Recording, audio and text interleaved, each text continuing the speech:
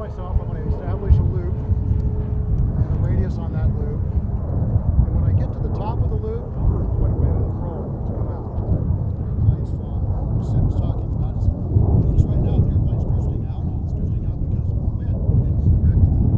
So I'm going to bring it back and we're going to look at some corrections on how to make that happen. In a wind like this,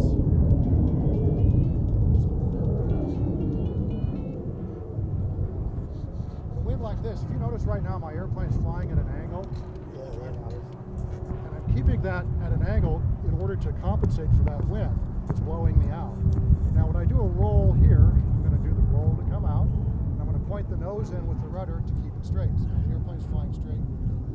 Now I'm going to do a half a roll, and I'm going to come back in, and I'm going to point the nose in toward me, and that's going to keep the airplane on track. It looks straight, but it keeps the airplane where it needs to be. So if we're going to do any wind-corrected item, for instance, we talked about this idea of a hammer. If I just go up straight, see the airplane drifting toward us now? Yeah. Okay, all I'm doing is going up straight. I'm not doing anything else, going up straight. And can I hammer there? Well, sure, I can hammer. And it's going to drift. I'm just going to let go of it. See how it drifts? It's just drifting all on its own. So I have to fix that. And so when we look at this, I'm going to come back and look at that on center. So turn around maneuver, just half reverse Cuban, nothing fancy. Come back in. What I'm going to do here is just to give you some basic ideas. I'm going to bring in and look at a hammer on center, but I'm going to face the airplane so we can see the nose of the airplane. So come in on center. I want you to notice that you see the airplane tracking. It's going straight. It's not doing anything. Now, if I'm going to hammer into the wind. The airplane fell over right on its line, and we're going to keep that line. I'm going to bring this back to center again. But you notice it still drifted. It needed more correction than what I gave it actually to make that work. So you're correcting that with the rudder? With rudder, yes. So now put the nose over, bring it up, hammer. You can see it drift. As soon as the airplane stalls, it drifts, but I have to push it back in order to stop that. So there's a lot of things that are going to have to be looked at in wind correcting those pieces. So just to give you another idea on the center, fairly close in center line pull up. If I'm going to draw a line, that line looks pretty straight to me, right? The airplane is not straight, right? See it drift? As soon as it stalled, it drifted, right? So you got to look at when the airplane's flying, when the airplane's not flying. You got to keep the time that it's not flying down to a minimum if you're going to do a hammerhead. Do this, come in, pivot over, quick as I can, push it back, and bring it back down. Now we can do that as just a practice of doing turnaround maneuvers. That hammer can go.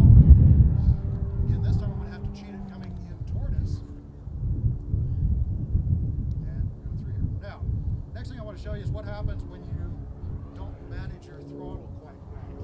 Okay? So let's come in. And we'll watch the airplane. I'm going to come up. And I'm going to come off the throttle. I'm going to get the rudder in. And you see it fall over? So the airplane actually flopped at that point. And so we can see the front of the airplane. If I wait too long, I don't put the rudder in. Airplane up. There you go. There's your tail slide. Classic tail slide. That's a 0. Now, that was a 7 in unlimited, but a 0 in basic. It was a pretty good tail slide, but it wasn't a good stall turn. So now, if I keep too much power on, watch what happens when I hit the rudder. See how big that arc is? So you can't have that either, right? So let's come back and do another one here. So we look at, okay, what are the things that we can accomplish there with a stall turn? Get the airplane in place, manage the throttle, slow down, and hit the rudder. Notice how tight that pivot was. And that's what we're looking at. Within one wingspan. In pattern, if you're more than a wingspan away, that's at least a 3-point deduction. And if you're more than 2 wingspans away, that's a 0. And an IMAC, you get a little more leniency that you have to get 3 before it really starts to get into 0 territory. So we did hammers. We did okay. Let's come back and look at those implements again. Implements and split S's. As you look at dealing with any of these things, I'm going to wind correct this. I'm going to be in fairly close with the wind corrected. Right into it. Pull the airplane up. When I get horizontal, I'm going to do that roll. And I can do that roll at any speed I want to do it. I can do a slow roll if I wanted to, or a faster roll. But as soon as the roll stops, the maneuver has to continue on. So if I did a split S like that, it was a slow roll in as soon as the slow roll stopped. So at the top here, if I do a slow roll out, we can come out and we can do a slow roll. I'll start the roll right on line, do a nice slow roll, and come out down, right? Hopefully not with the nose up like I just had it, right? Same thing on the down line. Put some rudder into that, make that happen, and bring it back. So correcting, wind correcting on that. Oh.